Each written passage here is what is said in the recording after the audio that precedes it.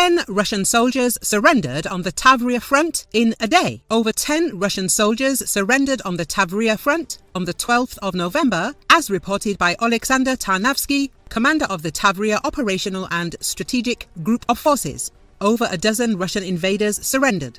In total, on the Tavriia front, the enemy inflicted 22 airstrikes, conducted 43 combat clashes and carried out 576 artillery attacks over the past day, Tarnavsky said. Tarnavsky stressed that Ukrainian soldiers are steadfastly holding the defense on the Avdiivka front. The offensive operation on the Melitopol front continues, Tarnavsky concluded.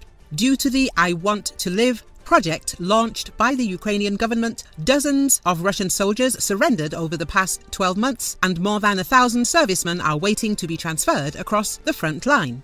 Ukraine officially estimates that over 300,000 Russians have died in battle, while others estimate that somewhere between 100,000 and 200,000 Russians have been killed. And that's not counting the wounded, generally assumed to be 3 times as many as the dead.